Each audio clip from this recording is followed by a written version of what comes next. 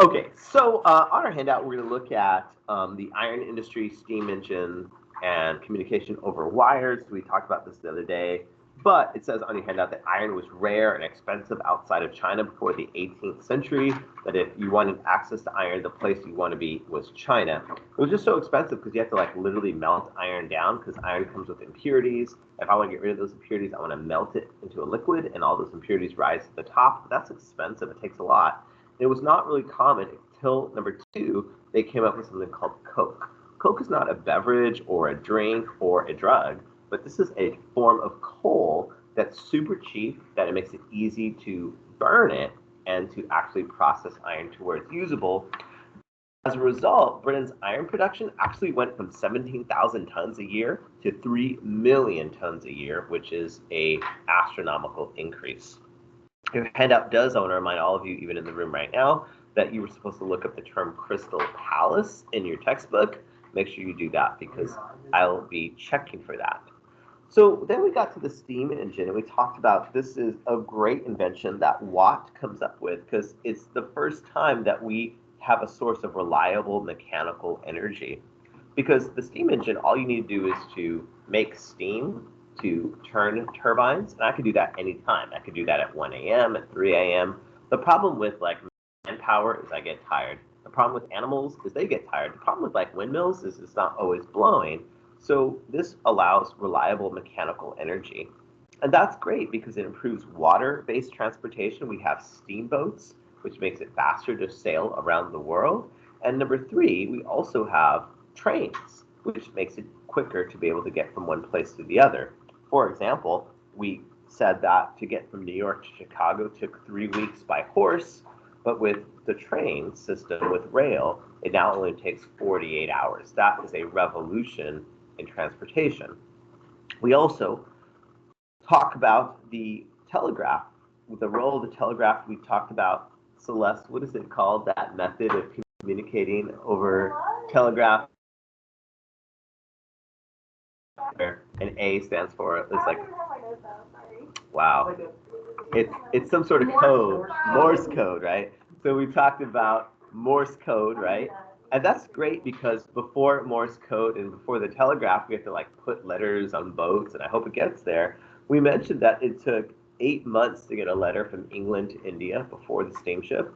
And with the steamship, it cut it down to 3 weeks. But still, regardless, I mean, before the steamship, there's 16 months from when I write the letter till I get on the back. With the steamship, I have to like have a conversation 6 months at a time, 6 weeks at a time. But by 1870, we said, how long did it take to get across? 4 minutes to get a message from England to India, which is a revolution. I went from 8 months to get there to 4 minutes. An electronic pulse makes it across these telegraph lines. We also said that the Atlantic Ocean isn't a barrier because they actually drop submarine cables on the bottom of the ocean, something we'll watch a video about. Oh, I think we actually did watch the video on that already. So we also said that there was a vocabulary word all of us should be familiar with called the Enclosure Movement. And I said that originally farmland was open to everyone. And like, let's say Samantha owned a cow. Well, her cow to survive has to graze, and Samantha would just like let her cow out and like graze in common land. Well, rich people didn't like that. And so rich people said, you know what we're going to do? We're going to close the land off to people like Samantha. This is why it's called the Enclosure Movement. It's closing the land. And that means if Samantha wants to survive, she can't run a farm anymore. So where is Samantha and her family going to move to where there will be jobs? The cities. We saw, for example, cities like London go from 500,000 to 2.6 million. We saw that rich people did get rich and they had fancy homes, churches, and museums. But we also saw that we have all these poor people moving to the cities, and these poor people moving to the cities were living on farms, and so they brought their country ways with them, and that means some bad stuff. For example, what do they do with sewage and trash? They just threw it out the window, you know? And that's not a good situation. It says on the backside, one commentator said that one river in England was, quote, considerably less a river than a flood of liquid manure. So that's nice. You know, it's like, oh, you're swimming and there's like feces, you know, all around you. So number four, new material for today. Why are there so many diseases in? Yes. We didn't get any of the bombers, like none of us. Oh, I just went through all that. Well, we didn't do that. So, do you have impact of industrialization on the wealthy? You have London, though, right? No. Okay, London had 500,000 people originally, and the population went up to 2.6 million. It was 500,000, it got up to 2.6 million.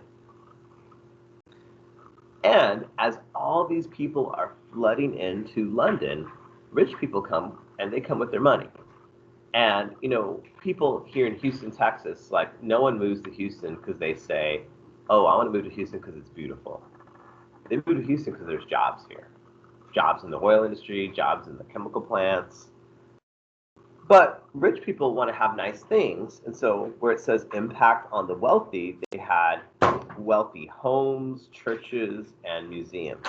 So they build three things that are fancy.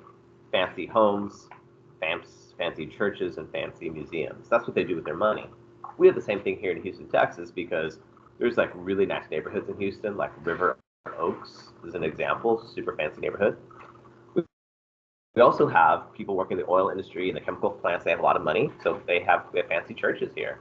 You know, the largest church in Pasadena is First Baptist Pasadena. I can guarantee you a lot of those people work in the chemical industry.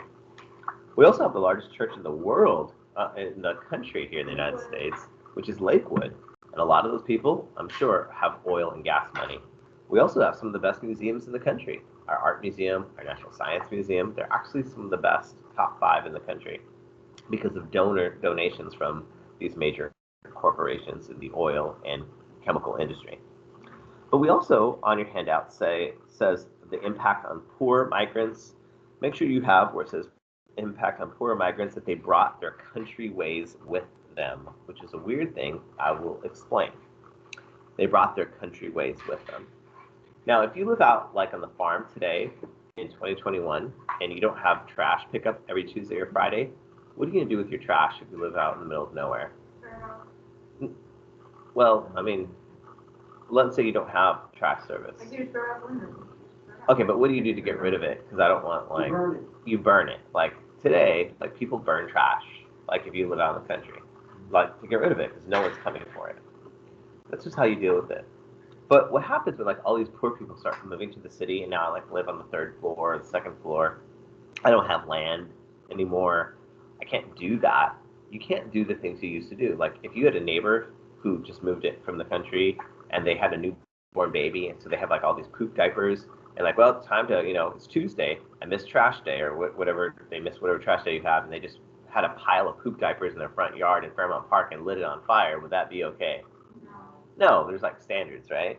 Well, these people, these poor migrants, they brought their country ways with them, and so where it's sewage and trash, they threw it out the window. They just, like, throw their, like, you know, there's something called chamber pots, which are, like, pots that you pee in, because you don't have, like, running water, you don't have, like, plumbing, and so people just, like, throw out the pee out the window. We actually see something related to this in Spanish, so I'm going to look to my fluent Spanish speakers here, especially if you're Mexican American. So it's in Spanish, you might know this, if you work in a restaurant or if you're carrying something heavy and you don't want someone to, like, get in your way, you might say in Spanish, aguas. I don't know if you've ever heard that as, like, slang. Celeste knows this, I think. Yeah, Celeste is. What does that mean if I'm carrying something and I say aguas, aguas? It means to, like, move out of my way. Yeah, it's like what? Now, literally, what does the word agua mean? Water. Water. That's what Pudgy said.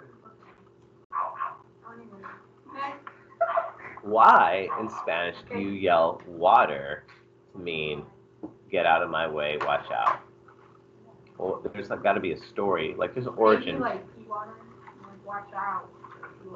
Yeah, so, like, in Mexico, before people had running water, you do the dishes, and you're like, okay, I need to, like, get rid of this dirty water.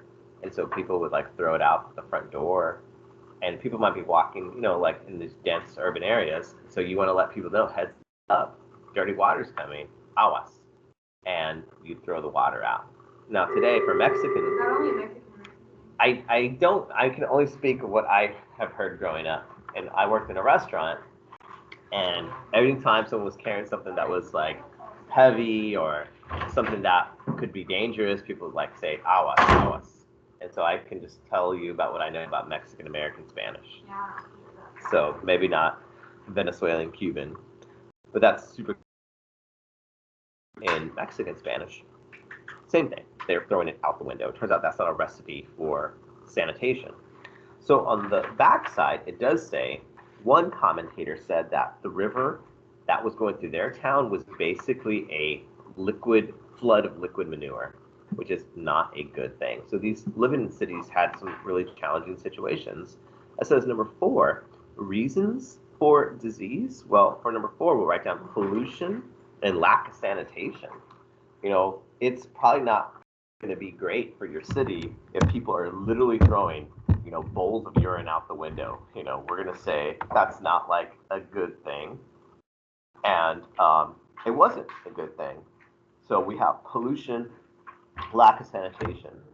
There's another disease that we should know about, which is the disease called rickets.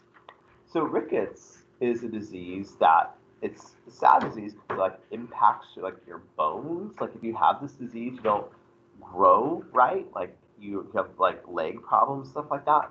The reason why you get rickets, we're gonna write down, was from lack of sunlight. And there's something that was happening that resulted in people not getting like vitamin D from the sun. What could block out the sun in the Industrial Revolution? Being in the factory always. Yeah, so maybe being in factories a lot, but also like these factories are bellowing out smoke. And so literally the sky isn't free, it's not clean. And so people were growing up, mainly kids get rickets. It was like you just don't get enough vitamins, your bones need vitamin D to form correct. And like you would be like stunted growth the rest of your life. This happened because people weren't actually even getting the sunlight they needed. The disease is rickets. Number 5, it says that from these dangerous and polluted cities where the factories were located, newly rich industrialists created an environment halfway between country and townhouse. In other words, if you own that factory, you don't want to live by that factory. Like I'm glad, hey, I own it, I make money, it's cool, it's part of my life. I don't want to like live there, but I also don't want to live like in the middle of nowhere. So we need to create something that's brand new for cities, something that's brand new for a living place. It's not city and it's not farm. It's halfway in between. What do we call those? We're gonna write down suburbs. So this new creation were the first suburbs. And we still have suburbs to this day because of the Industrial Revolution. We don't live like in Third Ward Houston, but we're also not like in the middle of farming. We're a suburb. We have elements of both. So below that, rural environments and change over time. It says on the handout the role of the wilderness. So if you and I went back to Europe like 500 years ago, like Europe was covered in forests. And that's cool and that's pretty and all, but is a beautiful forest going to make any money in your pocket? No.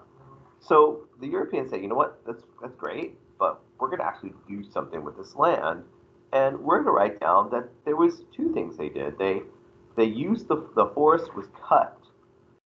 The forest was cut for construction, farming, and fuel.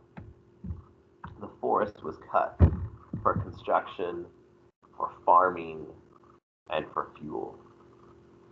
Construction, I can like build stuff out of this beautiful forest. That's practical. I can burn this wood for fuel. That's practical. Now that I don't have a forest in the way, I can farm. That's practical. So there's a lot of things that people decide to do when they cut down the forest. They use it for construction, for farming, and for fuel. Where it says role of wilderness, the forest was cut for construction, farming, and fuel. That's what they did with the wilderness in Europe. But what about the United States? Well, it turns out we have a forest here in the U.S. also. So like, in your backyards, maybe you have like squirrels or whatever, and squirrels, if they don't want to get eaten by your dog, how do they move from place to place? They run on trees. They run in trees. So people used to say that there were so many trees in the United States that a squirrel could go from the Atlantic Ocean to the Mississippi River and never touch the ground. Now, that's how it used to be. It's not like that anymore. If you ever driven to like Disney World or driven to Florida, there's trees or whatever, but it's not like pure forest. It used to be though. But you know what we did to like the pure forest that was once covering our continent? We cut it down, right? Because we want to grow stuff. We want to like grow cotton and sugar and rice and stuff like that. So number 2, it says the role of the wilderness in the United States. Well, who did live in that wilderness before white people got there? Yeah. And we kind of argued as Americans, they're not really using the land, so we're just going to like, kill them off or take it from them or make treaties and make them sell it at like really bad prices. So we'll write down that vast amount of land was taken from Native Americans. So I took it away from the Native Americans. I could take it away by force or like getting them into like a really, really bad agreement, but I take it away from them. And now it says for letter A that they were now offered to farmers at low cost. This is why so many poor white people moved to America. Because like, let's say I'm Irish. Back in Ireland, what am I going to wake up eating every day for breakfast? Orange. A potato. And guess what I'm going to have for lunch every day in Ireland? A potato. And you know what? Just to mix it up a little bit, you know what's for dinner? A potato. I mean, I can have it mashed or baked or, like there's choices, right? But really, the Irish were eating potatoes for breakfast, lunch, and dinner. Plus, who had actually taken over Ireland where they don't even own their own island anymore? The British had. So if you're like a poor white Irish person, you're looking at your life like, yeah, I don't know if I want to like even live here. I hear if I move to America, they are almost like literally giving land away for free. There was something called the Homestead Act in America. Some of our juniors who've taken U.S. history could probably tell us about the Homestead Act. For example, you might know, there's shaking heads. You might remember the Homestead Act said that if you are willing to like start a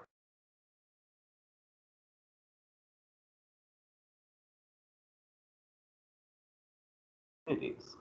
And if you ask, well, where did we get all this land anyway? There's some brown people we killed and moved them off the land. Don't worry about that. Yeah, we're talking about the Industrial Revolution. So it says they offered this land to farmers at low cost, if you don't have for letter A. And letter B, not only did they offer land to farmers at low cost, these forests were cut down for farming. And so we changed our environment completely. And because we cut down our forests, which is like one of the largest forests on the planet, we made a lot of money. What country today is also chopping down their forests, but people criticize them for it? Brazil. But some people in Brazil might say, Sarah, we're just trying to do what the United States did. We're just trying to do what Europe did. They chopped down their forests. What's that? Well, we had one of the largest forests, and we chopped it down and we became one of the richest countries. So what if a Brazilian point of view, what if some said, why can't we do what you guys did? I mean, we're kind of like living in poverty as a developing nation. We don't want that. Why can't we chop down our forest? It's pretty, well, hey, so is the forest. So is the forest in the Americas. And so we still have these issues because why do people chop down the Amazon rainforest? There's money to be made. And some of these people say, well, we want money too. Why aren't the Americans the only ones that can do these things to their environment? It's the American way. Work conditions. Well, the impact of the Industrial Revolution, it says women workers were the majority in textile factories. They were the majority in textile factories. If you look at photographs of these places where they're making textiles, the average worker is a woman. And there's a reason for that. Because is that a physically demanding job to sit and manage a machine? And, sometimes it runs out of thread and I reload it. Sometimes there's a jam and I unjam it. Is that the most physically demanding job possible? No. In fact, it's so not demanding we can have like a 9-year-old girl run that machine. That's the beauty of it. And so the workplace was segregated. If you walked into a textile factory, 98% of the people in that building would be women. What job would the men have? Yeah, like telling the women what to do, you know. But really, men and women were not working side by side. It was segregated. And women were the main ones doing this kind of jobs. It says on the handout that they made about half of what a man made. They made about half of what a man made. Mainly because they thought you're just not worth the same as a man. Now, in today's world, in 2021, it says on the handout, letter B, there's a claim today that women make 80% of what men make. I don't know if you've ever heard this. This is sometimes called the wage gap, right? That men make more than women just because we're men, and women make less than men because they're women. But let's imagine Sarah graduated from college with a 4-year degree in mathematics. And let's say Cameron graduated with a 4-year degree. They both went to U of H. And for whatever reason, they want to give back to society. They say, I'm going to become a math teacher at LaPorte High School. And let's say they both get hired.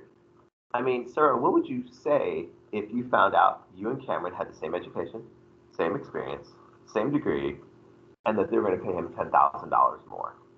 Like, well, I mean, what would you do if someone with the same everything made 80%? You made only 80% what he made. They would not be nice words.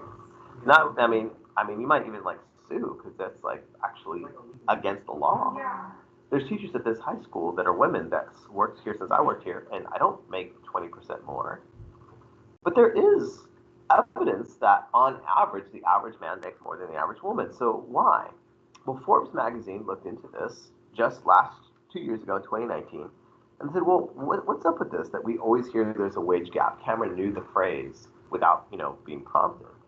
Well, it turns out, it says on your handout, that it does not take into account critical factors like what profession you chose, qualifications, type of employer, seniority, hours worked, etc.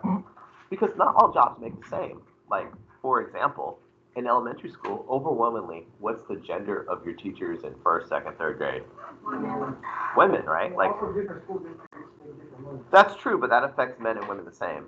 But like in elementary school, your average teacher is a woman, right? Now, of all the jobs that are known for like, oh, that's the job that makes money, is elementary school teacher usually like rank high in the list of no. But like many women who work in education. When we think about engineers, I think Sarah wants to be an engineer. Most engineers are what gender? Like maybe 80% or something like that. No. Men, right? And is that job known for making money? Absolutely it is, right? And so part of the reason why men make more than women isn't because like you're getting paid less for having the same job, but on average, women are picking jobs that are super important, but like education, like my job, I don't get paid very well compared to like experience in my education. And she's an engineer. What might she do for some amount of time after she has the baby? Yeah, and that could range for some women to a few weeks to even how long for some women. A year or even more. Some women say, you know what, I'm going to actually just stay home till they're in kindergarten. We're just going to have one kid, and I kind of want to be there. And once kindergarten, the child has like free childcare basically. What's that? Sure, and some people do too, but sometimes they're like, I'm going to give 6 months or a year. Now for men, how many men do you know when they have a kid take 6 months or a year off? None. And so if you're taking 6 months or a year off the job, you're going to make less money. You're also going to miss out opportunities for projects or maybe to like have an experience that would get you a raise. So there's a lot of these factors why men make more. It says, number 2, after accommodating for all these factors, women make, you'll write down 98% of what men make. 98%. After accounting for men and women have different jobs often, women often take time off to have a family, men don't. On average, women make 98% of what men make when you account for those, according to Forbes magazine's article in June of 2019. So it says on the handout, what role do children play? Well, what am I going to do with kids? We don't live at a farm. They're not going to be milking cows. We don't have that because of the Enclosure Movement. There's no public schools. What do we do with our kids? They worked in factories. A lot of kids complain about school, complain about the fact that they have to sit in an air-conditioned or heated building and be given a free laptop where you can, like, instead of listening to me, play your game on your phone or watch videos. You're like, this is the worst. Well, you know what kids are doing right now who can't afford to go to school because it's not free? They're working in factories or like mining cobalt for our cell phones. Absolutely. That happens today in 2021. But in America, like, oh, it's so hard, you know. I have to play my game, you know, for 8 hours. How long did children have to work in factory school? I think we saw a video about this the other day. I think it ended like in the early 20th century. Okay, thank So, you know, much of the 19th century until the progressive movement of the early 1900s. How many hours do these kids work? We're going to write down up to 16 hours. I mean, can you imagine putting in a 16-hour day in a factory? That's what these kids did. And you know what's good about having a 9-year-old work in my factory? If they fall behind or if they give attitude to the boss, what can I do to a 9-year-old? I can beat them. Absolutely, I can. And they did, you know. Another bad thing about factories is the role of slaves. Now, we talked about yesterday there was like a super duper important invention that made it easier and cheaper to grow cotton. What was that invention? Yeah, the guy who did that was Eli Whitney. And like, man, Eli Whitney, you're like a hero. You invented the cotton gin. Because that does make it cheaper to like make clothes. I'm all about cheaper prices, right? But there's a bad thing, because if it's cheaper now, I want to grow cotton. And when I say I want to grow cotton, I mean I want other people to like do the physical part, and I want the money. So guess what happens to the amount of people involved in slavery, growing cotton because of the cotton gin? It goes up. It says before the cotton gin, there were 700,000 enslaved Africans working in the textile, you know, working, doing cotton or whatever. And that was before the Industrial Revolution. It went up to 2.8 million. Oh, I'm sorry, 3.2 million. That's a remarkable increase. 3.2 million enslaved Africans working in these industries because of the Industrial Revolution. We see the same thing today. All of us, we love our cell phones. We love the laptop that Sarah's using now, the lithium battery. But all of our phones and all of our laptops are running off batteries off of material called cobalt mined in slave conditions all around the world. I think we saw this yesterday, right? I love my phone, but my phone is directly responsible for slaving some kid in the Congo right now. People love their outfits, their clothes, but it was directly responsible for the increase of slavery. Finally, changes in society. The wages and standard of living right now was low for those who had few skills. It was low for those who had few skills. What I mean by that is if I don't really have a formal education, what I mean by that is if I don't have, you know, any sort of training, you know, all I know is these very simple steps. I don't have a big skill set, and I'm not going to get paid a lot. If your only job was working at HEB, and all you did was push carts, and then you get fired from HEB, are a lot of people going to be like, oh yeah, I want to hire you, you have so much experience. No. But let's say you worked at a restaurant, and at the restaurant you were a hostess, you were allowed to wait tables, and shortage times you actually were like a line cook, you also ran as a cashier, and I have a choice between hiring Cameron, who pushed carts for a year at HEB, or I have a choice of hiring Sarah, who was hostess, waited, cooked, and did cashier. But I worked at HEB. Who's got more skills? Sarah does, right? Sarah does.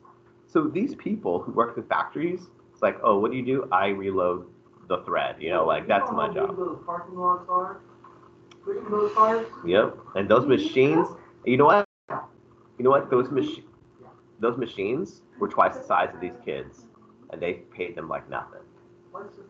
Oh, absolutely. I think we saw a picture. They had to like climb up on the machine to like work it. They're only like 2 like 3 foot tall. That just seems like way bigger than twice the size of that. You know, we saw a picture of like one woman sitting with 20 rows of spools long and like 10. I mean, these are massive machines. Yeah, but they're bigger than. I'd say they're like 50 times. Number two, those who benefited from industrialization right now was the middle class. We've talked about this word middle class before. Middle class are people who are not born rich, but they've worked their way to their wealth. We've used another term to describe these people. We've called them the bourgeoisie, which is a vocabulary term. I'm not born rich. Yeah, that means I've got money, right? That's a French word, but it means that you got money, but not because you were born with it. You worked your way for it. So why do people say middle class now? Like our middle. Okay, so middle class isn't like bad, I know. you know, because like I'm middle class, and that means I've gone to college, I have a degree, and I have a profession. I'm not outside in the sun. Like I make between $60,000 to $70,000 sitting in the air conditioning, drinking coffee in an air conditioned building, hanging out and talking history with people who I like. The most exerting thing I do all day is like refilling my coffee cup. Like, oh, I made $65,000 to $70,000, and I get 3 months off. I mean, and every Christmas, 2 weeks paid vacation, every Thanksgiving, a week paid vacation, and every spring break, a week off. I mean, and if we lose power, you know, like last week when we didn't have school, I got paid for every day that I stayed home. How long about you got to return? But like most people, like if you're like a waiter or whatever, and you don't like work those days, you don't get paid. Or if you're a mechanic, you get paid based on like your jobs. If you were closed last week, you didn't make any money. So middle class isn't like a bad thing.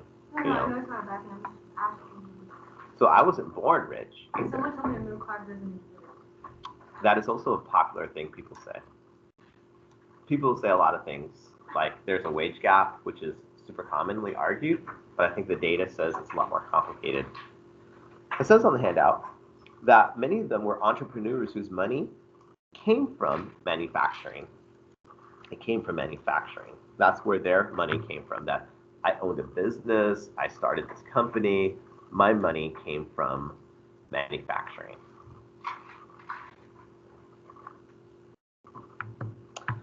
And it says some people actually made their way up to, you'll write down, high society. I don't know if you've ever seen the movie Titanic with Leonardo DiCaprio, but in that movie there's this character named Molly Brown, and she's like this rich woman, but even though she's got money, she's like no one likes her, and like she tries to like hang out with them and go like to parties and stuff, but they're like, oh, she's trash.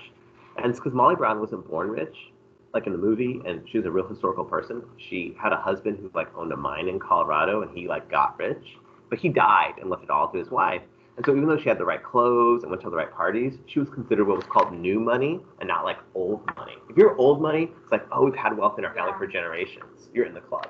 If you're new money, it's like, yeah, you look like money, but you're not really in the club. You're new money. Now, some people did make it into that inner circle, but many people never did. Now, what to do with women?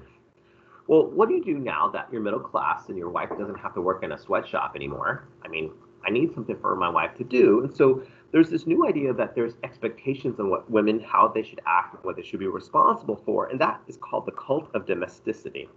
Sometimes if someone says, oh, I'm a domestic engineer, like, hey, what do you do for a living?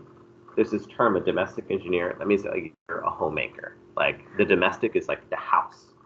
And if you are building bridges, you're like an engineer. If you are working with oil, you're a petroleum engineer. If someone says, I'm a domestic engineer, you're like responsible for like, you know, raising children. So middle class and wealthy women had 3 things that they were said, hey, you don't have to work in the sweatshop, but there's things I need you to be in charge of. First thing you're going to write down, you're going to be in charge of the home. That means like decorating the house and organizing the house. And this is still something that not all, but many women in America today take responsibility for. Think about like all the home improvement shows, like with Joanne Gaines and like all these remodeling shows. Not all the time. Who is more likely to watch those shows, the man or the woman? The which one? I said the woman. I would say most home improvement shows with like Joanne Gaines, women are watching.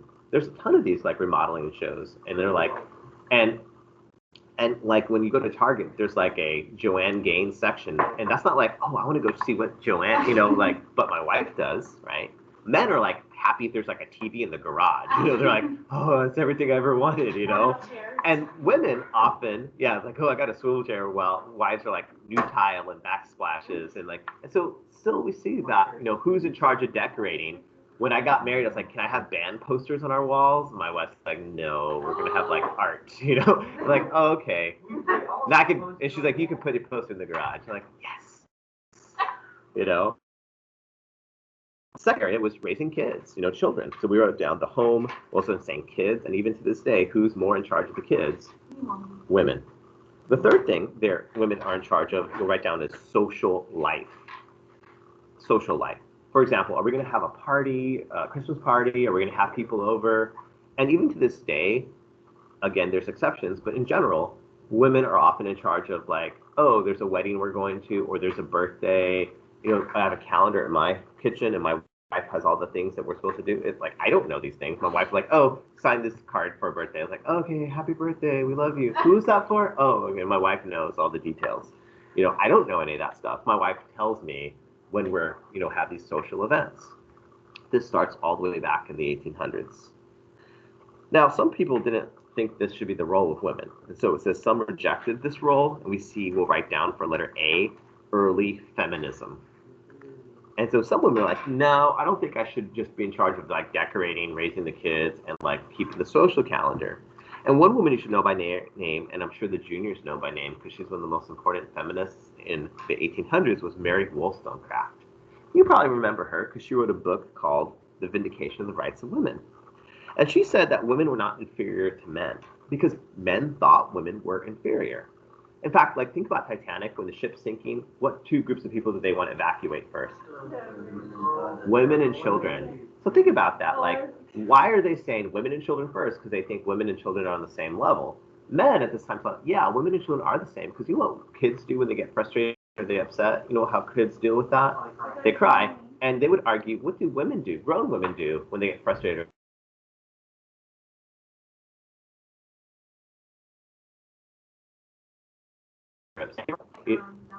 Okay, but not all. These are just generalizations. How many guys cry because of their chemistry test? I'm saying. But Yeah, how many? How many did? Not almost. How many did? How many boys did cry? Yeah. As a percent, very few. In fact, all day long, my students have said, "I cried yesterday. I cried this morning." Girls, but. Did all of you fail or something? Yes. And with the curve, I still failed. Yeah. So boys generally don't cry for those stuff. You just like shove your feelings down deep inside, or you play a video game. It's not that it doesn't happen. It's just different. That's how it is. She said that women are not inferior to men, but only appear to be so because they were not given education. Because they're not given education. She said, if you just allow us to be educated, you'll see how capable we are. And here's another stereotype in your classes, AP classes, who, as a stereotype, is more responsible, more diligent, the boy or the girl students? The girl. I would agree with that. And so Mary Wollstonecraft says, just give us education, see what we can do.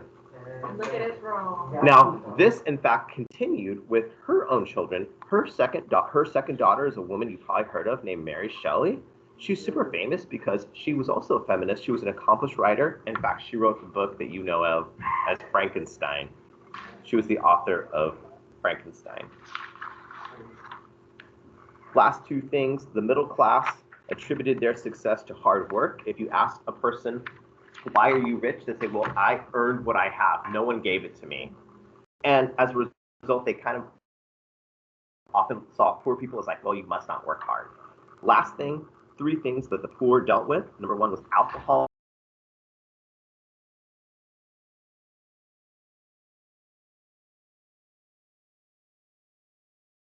Abandonment, which meant like, I can't afford to have kids. So I have a kid, I can't feed the child. I abandoned my child.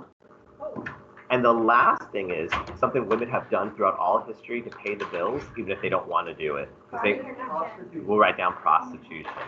So that's the oldest profession. So three things the poor battled: alcoholism, child abandonment, and prostitution. That finishes our time